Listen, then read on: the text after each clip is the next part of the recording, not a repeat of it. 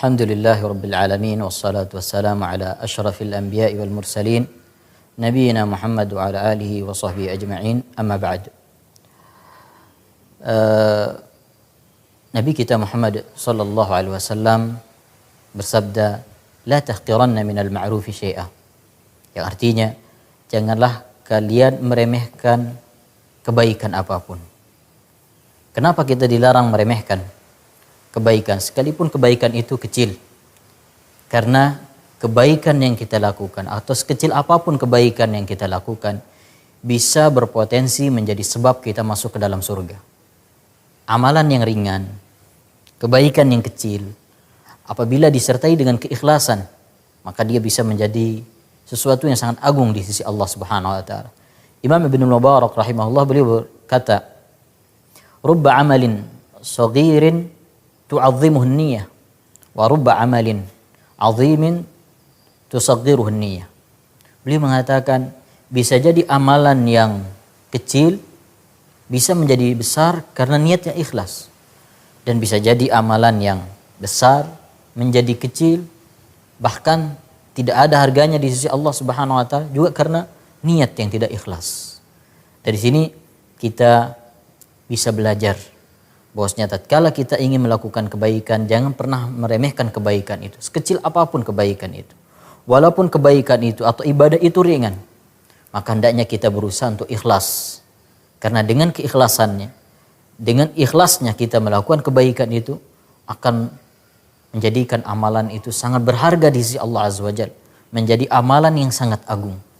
Dan ini juga disebutkan oleh Nabi SAW di dalam beberapa hadis sebagai contoh bahwasanya amalan yang ringan kalau dilakukan dengan ikhlas, maka amalan itu menjadi besar, bahkan menjadi sebab orang masuk ke dalam surga, atau menjadi sebab dia diselamatkan dari api neraka, atau menjadi sebab dia diampuni oleh Allah Subhanahu wa taala.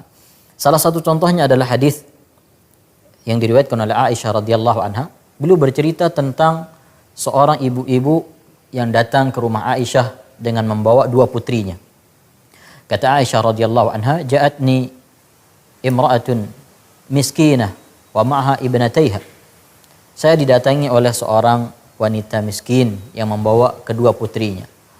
Fa'at'amtuha thalathata marat. Lalu aku berikan ibu itu 3 biji kurma. Fa'atat kullu wahidatin minha. Lalu ibu ini memberikan setiap anaknya, setiap putrinya 1 biji kurma. Wa rafa'at ila faha lita'kulaha. Dan 1 biji kurma ingin dia makan. Ketika dia ingin memakan kurma ini, istat'amatha ibnataha. Kedua putrinya meminta lagi, ya, 1 biji kurma itu. Fasyaqqat. Lalu ibu ini membelah 1 biji kurma itu, ya. Fa'atat kullu wahidin minhuma. Lalu belahan kurma itu dia berikan kepada kedua putrinya. Kata Aisyah radhiyallahu anha, fa'ajibtu min sya'niha. Saya kagum melihat sikap ibu ini, ya, sikap mengalah ibu ini, dan dia berbuat baik kepada kedua putrinya. Fadzakartu alladhi san'at li Rasulillah sallallahu alaihi wasallam. Apa yang dia lakukan ibu ini saya ceritakan kepada Nabi sallallahu alaihi wasallam. Ketika Nabi sallallahu alaihi wasallam mendengar cerita ini dari Aisyah radhiyallahu anha, apa beliau ucapkan? Di sini intinya, Nabi sallallahu alaihi wasallam mengatakan, qad aujaballahu laha bihal jannah. Allah Subhanahu wa taala telah tetapkan ibu ini sebagai penghuni surga dengan sikapnya kepada kedua anaknya. Apa yang dilakukan ibu ini kepada kedua anaknya? Kalau kita lihat secara sepintas, dia hanya memberikan jatah kurmanya kepada anaknya. Dia berikan anaknya kurma yang diberikan oleh Aisyah radhiyallahu anha. Sesuatu yang mungkin kita menganggap itu remeh. Tapi ketika itu dia lakukan dengan ikhlas, maka Allah Subhanahu wa taala tetapkan beliau sebagai penghuni surga. Dalam lanjutan riwayatnya, wa ataqaha biha 'anil nar. Dengan sikapnya itu, dengan kebaikannya itu, Allah Subhanahu wa taala bebaskan dia dari api neraka. Ini amalan yang ringan, amalan yang sepilih, tapi ketika dibarengi dengan keikhlasan membuahkan kebaikan yang sangat besar, yaitu dia ditetapkan oleh Allah Subhanahu wa taala sebagai penghuni surga. Dia masih hidup di dunia, namun dia sudah ditetapkan oleh Allah Subhanahu wa taala untuk masuk ke dalam surga dan selamat dari api neraka. Mungkin sebagian kita ada yang mengatakan, wah ini kan sahabiyah, mungkin dia banyak beribadah kepada Allah Azza wa Jalla. Ada satu hadis Nabi SAW yang lain yang menunjukkan betapa dahsyatnya pengaruh ikhlas terhadap ibadah yang kita lakukan. Sekalipun ibadah itu ringan, sekalipun kebaikan itu remeh menurut pandangan kita, tapi kalau kita lakukan dengan ikhlas maka bisa bernilai sangat besar di sisi Allah Subhanahu wa taala. Nabi SAW bersabda, "Bainama kalbun yutifu birakiyatin kada yaqtuluhu al-'atash." Kata Nabi SAW, ketika ada seekor anjing mengelilingi sumur, dia hampir-hampir mati karena kehausan. Idra'athu bagiyun min baghaya Bani Israel. Tiba-tiba anjing ini dilihat oleh salah seorang wanita pezina dari wanita-wanita pezina Bani Israel. Fanaz'at muqaha fasaqathu. Lalu wanita ini ketika melihat anjing itu dia kasihan, sehingga dia buka sepatunya. Kemudian dengan sepatunya dia mengambil air, kemudian memberi minum anjing tersebut. Apa kata Nabi SAW? Faghufira laha bihi. Lalu Allah Subhanahu wa taala mengampuni dosa-dosanya dengan kebaikan wanita ini kepada anjing tersebut. Apakah wanita ini diampuni oleh Allah Subhanahu wa taala karena perbuatannya ini? Tentu bukan semata-mata karena perbuatannya.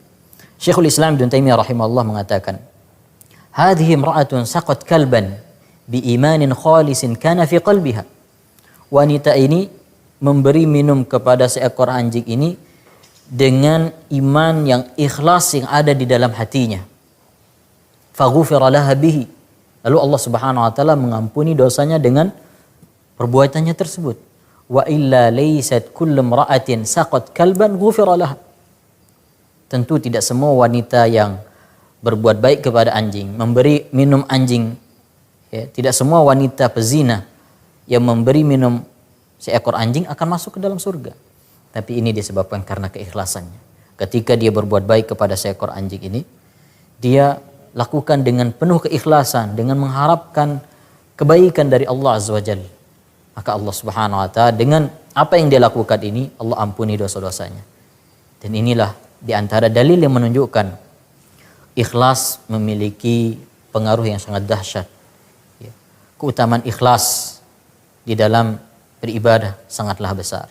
Maka hendaknya kita terus berusaha untuk ikhlas di dalam melakukan kebaikan-kebaikan, di dalam melakukan ketaatan-ketaatan kepada Allah Azza wa Jalla, sekalipun amalan itu kecil menurut pandangan kita. Karena sebagaimana disabdakan oleh Nabi SAW tadi, la tahqiranna minal ma'rufi syai'a. Jangan kalian meremehkan satu kebaikan. Walau an talqa akhaka biwajhin talqin. Sekalipun hanya sekedar bertemu dengan saudaramu dengan wajah yang bersedih. Karena kita tidak tahu dengan amalan mana kita akan masuk surga. Bisa jadi dengan amalan-amalan ringan seperti yang disebutkan dalam hadis-hadis tadi, ya. Atau dengan amalan-amalan lain. Yang jelas di setiap kita melakukan kebaikan, kita berusaha untuk ikhlas, ya. Dan jangan pernah remehkan kebaikan-kebaikan, karena bisa jadi kebaikan yang kita anggap enteng itu, ketika kita lakukan dengan ikhlas, ternyata itu yang menjadi sebab Allah memasukkan kita ke dalam surga atau menyelamatkan kita dari api neraka. Semoga ini bermanfaat dan semoga kita diberikan taufik oleh Allah Azza wa Jalla untuk senantiasa ikhlas di dalam setiap ibadah-ibadah yang kita lakukan. Wassallallahu ala nabiyyina Muhammad wa akhiru da'wana alhamdulillahi rabbil alamin.